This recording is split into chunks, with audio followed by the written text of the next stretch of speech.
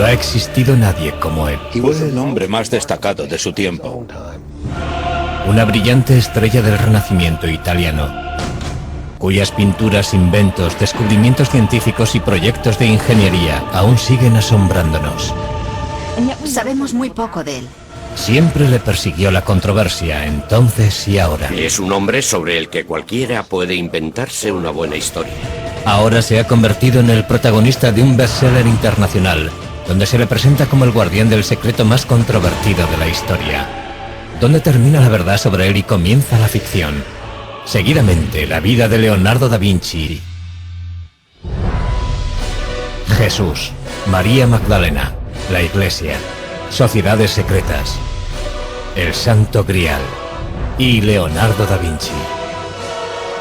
Esos son los ingredientes principales del Código da Vinci, el multimillonario éxito de ventas escrito por Dan Brown que ha despertado una gran controversia. En la novela se ofrecen reinterpretaciones revolucionarias de obras de arte y arquitectónicas reales, con lo que el autor consigue difuminar la línea que separa la realidad de la ficción. Induce a pensar que las opiniones expresadas por Dan Brown sobre algunas obras de arte son realmente ciertas. Hoy analizaremos gran parte de esas obras creadas por Leonardo da Vinci, centrándonos especialmente en La Última Cena. ¿De verdad contiene esta obra maestra lo que dice el libro que contiene? Es indudable que hay pistas ocultas en las obras de Leonardo da Vinci. Pistas que nos ayudan a saber quién era, en qué creía y por qué continúa siendo una de las mentes más fascinantes que ha conocido el mundo. Leonardo nació en la Toscana, en un pueblo llamado Vinci, a las afueras de Florencia. Años más tarde, Leonardo aseguraría que la naturaleza es la mejor maestra. Es más noble imitar las cosas de la naturaleza, que son de hecho imágenes reales, que imitar lo que se dice con palabras, porque las palabras son obra del hombre. Y allí se le presenta la oportunidad de pulir su talento al entrar de aprendiz en el taller del artista Andrea Verrocchio. Parece que su padre reconoció el talento del joven desde un principio y le hizo ingresar en el taller de Andrea Verrocchio, un lugar inmejorable para crecer como artista. El taller de Verrocchio es una verdadera universidad de arte. El joven Leonardo aprende a dibujar, a pintar, a trabajar el bronce, a crear muebles y a diseñar banderolas para los desfiles. Habilidades todas necesarias para convertirse en artista profesional. Lo que no es explicable es la chispa del genio. ¿Cómo sucedió? No creo que lo sepamos. Son las familias ricas y poderosas de Florencia las que encargan las obras de arte que produce el taller de Verrocchio, sobre todo la familia más importante de la ciudad, los Medici. Siempre desempeñaron un papel principal, encargando ellos mismos las propias obras o facilitando la creación de este ambiente de aprendizaje y orquestando los encargos de obras de arte en colaboración con sus amigos. Leonardo puede ver muchos proyectos excepcionales en el taller de Verrocchio.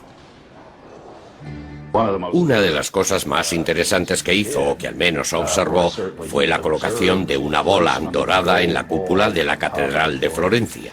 Tenía 5 metros de diámetro y fue un verdadero desafío tecnológico.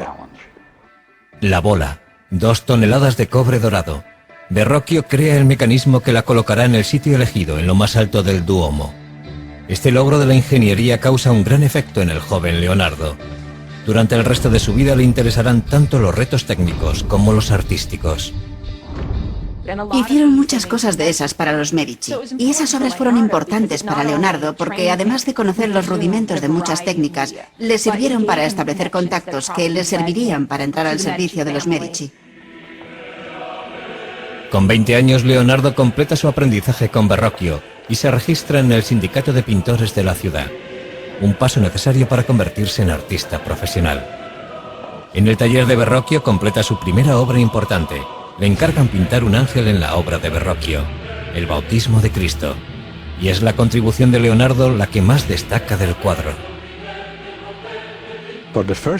Por primera vez en la historia de la pintura, Leonardo representa una figura que se gira hacia el espectador. Eso fue una especie de revolución en la historia del arte, porque hasta ese momento todas las figuras, todas las personas se representaban frontalmente, de forma muy estática, arcaica y medieval. Y ese gesto introdujo el movimiento en las figuras. Llega Leonardo, pinta la cabeza del ángel en el Bautismo de Cristo y Verrocchio dice: oh Dios, aquí hay alguien que sabe pintar mejor que yo. Cuenta la leyenda que Verrocchio no quiso volver a tocar los pinceles, indignado porque un muchacho supiera más que él. Hay algo de verdad en eso. Lo que indudablemente es cierto es que Leonardo superó a su maestro muy joven. El antiguo campesino empieza a labrarse un nombre como pintor.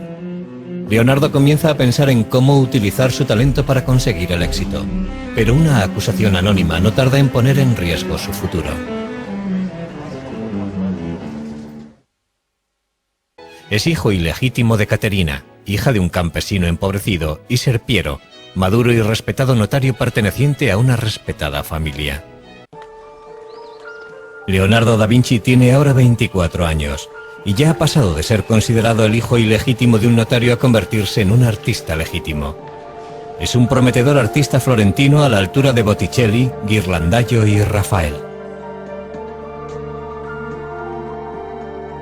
Leonardo ya ha terminado varios cuadros notables, entre ellos la Anunciación y el retrato de Ginebra da Vinci.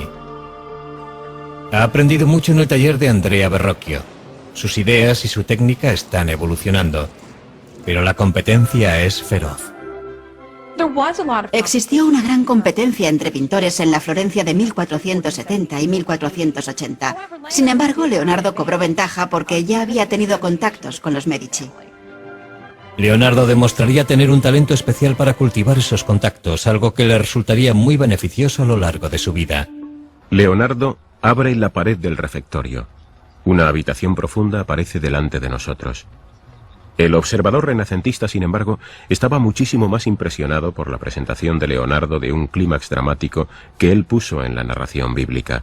Eligió el momento en que Cristo anuncia que uno de sus discípulos lo va a traicionar. Surgen reacciones encontradas y tumultuosas. Algunos se quedan rígidos de espanto, otros se enfurecen llenos de indignación, impotentes y rabiosos. Un discípulo pregunta si es él quien va a traicionar a su maestro. Su vecino profesa su inocencia. Solo Judas permanece sentado e inclinado hacia adelante, inmóvil. Desde la silueta oscura de su perfil observa al hombre al que va a traicionar. Nunca se había expresado antes en una sola pintura tal cúmulo de pasiones y emociones humanas. El poder de convicción y la transmisión intelectual de mensajes espirituales en la pintura dependía de la empatía lograda en los gestos corporales y en la credibilidad del ambiente descrito. Si el pintor desea ver bellezas arrebatadoras, él es el amo de su producción. Y si desea ver cosas monstruosas que podrían causar pavor, o que podrían ser cómicas, irrisibles o verdaderamente lastimosas, él es su señor y su Dios. Los cuadernos capturan una mente en perpetuo movimiento, pero aportan pocas pistas sobre su vida personal. Los cuadernos no son su diario. Por eso sabemos muy poco sobre relaciones personales, aparte de lo que podemos intuir gracias a otras pruebas periféricas. Uno de los asuntos que continúa en la oscuridad es la sexualidad de Leonardo. Lo que sí sabemos es que la policía secreta de Florencia detiene a Leonardo cuando éste tiene 24 años. Alguien le ha acusado anónimamente de practicar la sodomía con un joven de 17 años. Es imposible saber si la acusación era cierta o no, pero Leonardo se siente humillado y en peligro. El castigo por la sodomía oscila entre una simple multa y la pena capital. 2 meses después, Leonardo es juzgado, pero no se presenta ninguna prueba contra él, ni se presenta ningún testigo, y los cargos son retirados tan pronto como aparecieron. Pero Leonardo ha pasado verdadero miedo. Eso nos indica que desde muy temprano se creyó que Leonardo era homosexual. Es muy posible que mantuviera algún tipo de relación con hombres. Pero es probable que en el contexto de un taller artístico del siglo XV, eso fuera algo no tan infrecuente. Sin embargo, parece que en sus escritos, Leonardo desdeña el sexo en general. El acto de la cópula y los órganos que intervienen en él son tan feos que si no fuera por las caras y los adornos de los actores y los impulsos que les mueven, la raza humana desaparecería. A medida que fue madurando, se desinteresó por completo del sexo. Estaba totalmente concentrado en su misión como artista y científico. Estaba por encima del sexo. Leonardo abre su propio estudio en Florencia en cuanto retiran la acusación. Pero la violencia no tarda en adueñarse de la gran ciudad renacentista. Un sangriento golpe de estado planeado por el Papa y un colaborador amenaza con derribar a los Medici. Cuando el golpe fracasa, el Papa ordena al ejército de Nápoles tomar Florencia por las armas. Como para el resto de florentinos, la guerra es ahora una prioridad para Leonardo.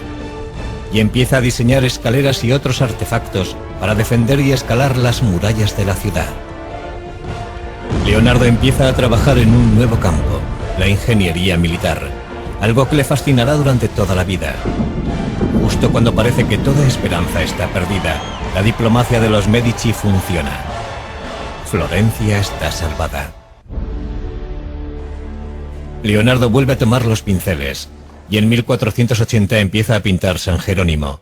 En el cuadro captura al angustiado santo golpeándose el pecho con una piedra en el desierto.